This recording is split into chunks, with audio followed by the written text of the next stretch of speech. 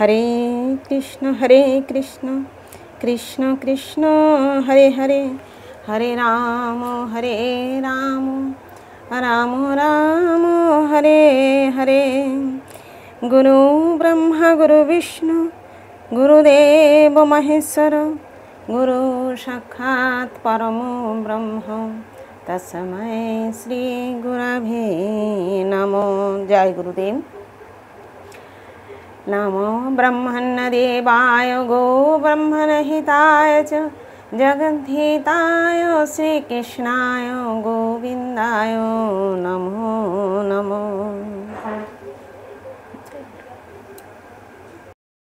पाठ करछि श्रीमद् भागवत गीता तृतीय अध्याय कर्मयोग, श्लोक नम्बर 37। श्री भगवान उवाच कामो एषो क्रोधो एषो रजोगुण समुद्भव महासन महापाप्मा विद्येनामिह वैरिणम्।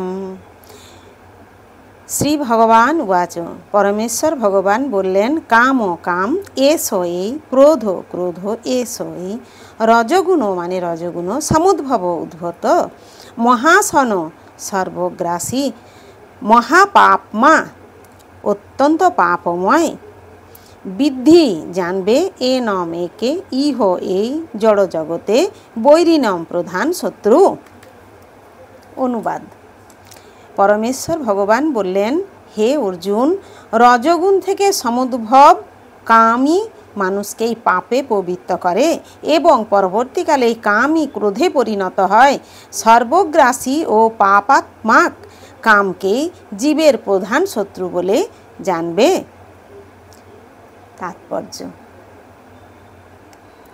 জীব যখন জড়জগতে সংস্পর্শে আসে তখন তার অন্তরের শাশ্বত কৃষ্ণ প্রেম রজগুণের প্রভাবে কামে পর্যবসিত হয়।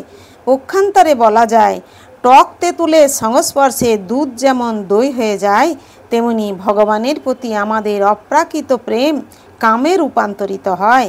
তারপর কামের অতৃপ্তির ফলে হৃদয়ে ক্রোধের উদয় হয়, ক্রোধ মোহে পর্যবসিত হয় এবং মোহচ্ছন্ন হয়ে পড়ার ফলে জীব জড়জগতের বন্ধনে স্থায়ীভাবে আবদ্ধ হয়ে পড়ে।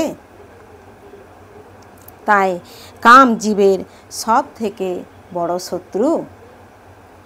এই কামই শুদ্ধ জীব আত্মাকে এই জড়জগতে আবদ্ধ থাকতে বাধ্য করে। ক্রোধ তমগুণের প্রকাশ। এইভাবে প্রকৃতির বিভিন্ন গুণগুলি ক্রোধ আদি চারিত্রিক বৈশিষ্ট্যের মাধ্যমে নিজেদের প্রকাশ করে।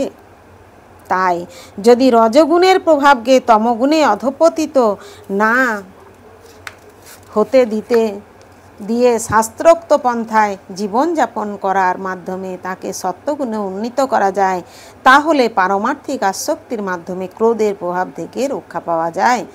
পরমেশ্বর ভগবান তার নিত্য বর্ধনশীল চিদানন্দ বিলাসের জন্য নিজেকে অসংখ্য রূপে বিস্তার করেন এবং জীবকুল এই চিদানন্দের অবিচ্ছেদ্য অংশ। জীবেদের আংশিক স্বাধীনতাও রয়েছে, কিন্তু সেই স্বাধীনতার অপব্যবহার করার ফলে যখন জীবেদের সেবাবৃত্তি ইন্দ্রিয় তৃপ্তি সাধনের প্রবণতায় পর্যবসিত হয়, তখন তারা কামের কবলে পড়ে।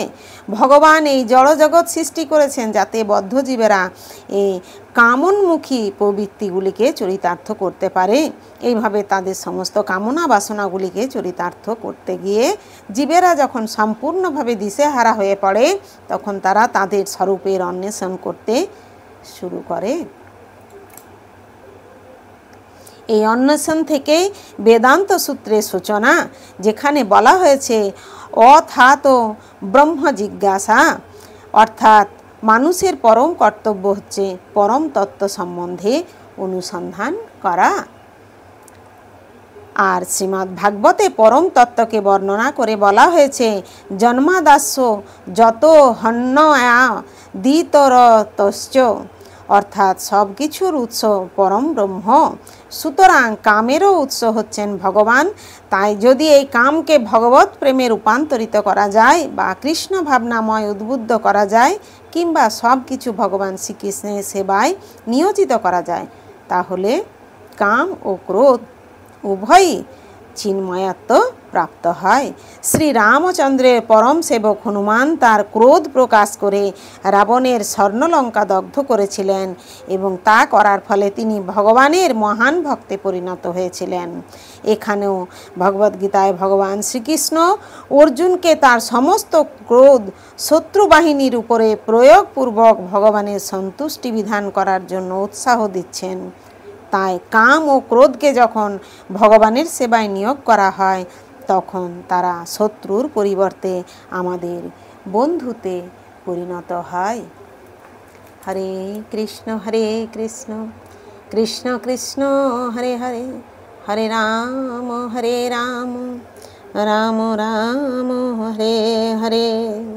জয় গুরুদেব, জয় গুরুদেব।